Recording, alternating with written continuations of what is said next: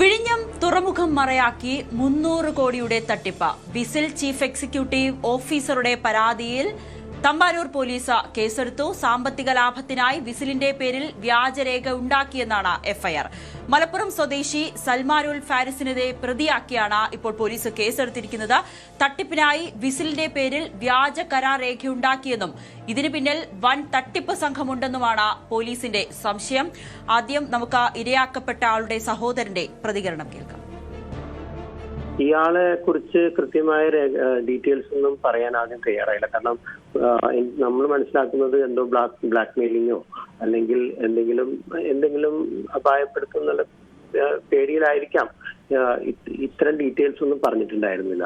ഏതോ ഒരു ബിസിനസ് എന്ന് മാത്രമേ നമുക്ക് അറിയണ്ടായിരുന്നു. പിന്നീടാണ് നമ്മൾക്ക് മനസ്സിലായത്, ഈ ഒരു ഡോക്യുമെന്റ് കണ്ടപ്പോഴാണ് നമുക്ക് മനസ്സിലായത് ഇങ്ങനെയാണ് ഇതിന്റെ കാരണമെന്ന്. അങ്ങനെ നമ്മൾ ഈ ഡോക്യുമെന്റിന്റെ ഒതന്റിസിറ്റി അന്വേഷിക്കുന്നതിന്റെ ഭാഗമായിട്ട് നമ്മൾ വിഴിഞ്ഞം ബോർഡുമായിട്ട് ബന്ധപ്പെട്ട് അവിടെ DBS മാഡമായിട്ട് സംസാരിച്ച് ഇങ്ങനെ ഒരു രേഖയില്ലെന്നും ഇതൊരു വ്യാജ ഒപ്പും ഒക്കെ സൃഷ്ടിച്ചിട്ടുള്ള രേഖയാണെന്നൊക്കെ മനസ്സിലായി.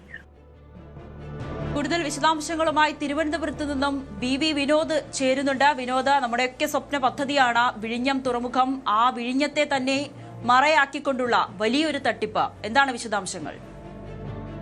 നവമി, 300 കോടി രൂപയുടെ തട്ടിപ്പാണ് നടത്താൻ ലക്ഷ്യമിട്ടത്. അവർ അങ്ങനെ ഒരു വ്യാജരേഖ ഉണ്ടാക്കുകയായിരുന്നു. നിരവധി പേരിൽ നിന്ന് പണം നഷ്ടമായിട്ടുണ്ട്. എഫ്ഐആറിൽ പറയുന്നത് 300 കോടി രൂപയുടെ തട്ടിപ്പ് എന്ന് തന്നെയാണ്. ഇതിൽ ഈ തട്ടിപ്പ് സംഘം പ്രധാനമായും ലക്ഷ്യം വെച്ചത് സാമ്പത്തികമായി മുന്നോക്കം നിൽക്കുന്ന കുടുംബങ്ങളിലെ സ്ത്രീകളെയാണ്, പ്രത്യേകിച്ച് സ്ത്രീകളെയാണ്. സോഷ്യൽ മീഡിയ വഴിയായിരുന്നു ഇതിൻ്റെ ഒരു പരസ്യം.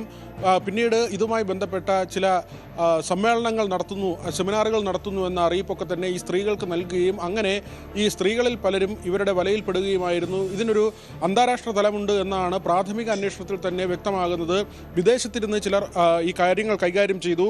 ഇതിലിപ്പോൾ ഒരാളെ മാത്രമാണ് പ്രതി ചേർത്തിട്ടുള്ളത്. മലപ്പുറം സ്വദേശിയായ സൽമാനുൽ ഫാരിസ് എന്ന ഒരു പ്രതി മാത്രമാണ് ആദ്യഘട്ടത്തിൽ ഈ കേസിൽ പ്രതി ചേർക്കപ്പെട്ടിട്ടുള്ളത്. ഇയാളാണ് പലരുമായും ബന്ധപ്പെടുകയും പിന്നീട് അവരിൽ നിന്ന് പണം വാങ്ങുകയും ചെയ്തത്. ചില ആളുകളെ ലൈംഗികമായി ദുരുപയോഗം ചെയ്തു എന്ന ആക്ഷേപങ്ങൾ കൂടിയുണ്ട്. പണം നഷ്ടമായ യുവതികളുടെ പെരുമാറ്റത്തിൽ സംശയം തോന്നിയതിനെ തുടർന്ന് അവരുടെ കുടുംബാംഗങ്ങൾ നടത്തിയ ചില അന്വേഷണമാണ് ഇത്തരമൊരു തട്ടിപ്പിലേക്ക് കാര്യങ്ങളെ കൊണ്ട് അല്ലെങ്കിൽ അത് വ്യക്തമാകുന്ന തരത്തിലേക്ക് കാര്യങ്ങളെ കൊണ്ടുചെന്ന് എത്തിച്ചതിൽ ഏറ്റവും പ്രധാനപ്പെട്ടത് കൊച്ചിയിലെ ഒരു യുവതിയുമായി ബന്ധപ്പെട്ട കാര്യങ്ങളാണ്. ഇവർ ഒന്നിൽ കൂടുതൽ തവണ വീട്ടിൽ നിന്ന് പുറത്തേക്ക് പോയിരുന്നു. ഇങ്ങനെ ഈ സമ്മേളനത്തിൽ പങ്കെടുക്കാനാണ്, ഇതുമായി ബന്ധപ്പെട്ട സമ്മിറ്റിൽ പങ്കെടുക്കുന്നതിന് വേണ്ടിയാണ് എന്ന് വീട്ടുകാരോട് പറഞ്ഞിരുന്നു. പിന്നീട് ഇവരുടെ പെരുമാറ്റത്തിൽ അസ്വാഭാവികത തോന്നിയതിനെ തുടർന്ന് ബന്ധുക്കൾ ഇവരുടെ ഫോൺ പരിശോധിക്കുകയായിരുന്നു. അപ്പോഴാണ് ഇത്തരത്തിലുള്ള ഒരു രേഖ കണ്ടെത്തുന്നത്. തുടർന്ന് വിസിൽ അധികൃതരെ ഇക്കാര്യം അറിയിച്ചു. ഈ രേഖ പരിശോധിച്ചപ്പോൾ ഇത് വ്യാജമാണെന്ന് കണ്ടെത്തി.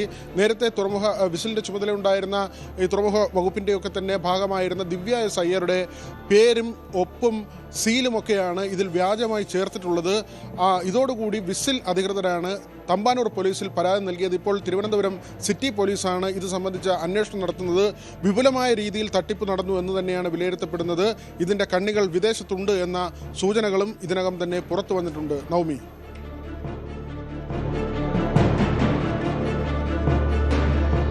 ശരി, വിഴിഞ്ഞം തുറമുഖം മറയാക്കിയാണ് കോടികളുടെ തട്ടിപ്പ് പുറത്തു വന്നിരിക്കുന്നത്. വിശദാംശങ്ങൾ നൽകിയത് VV വിനോദ്.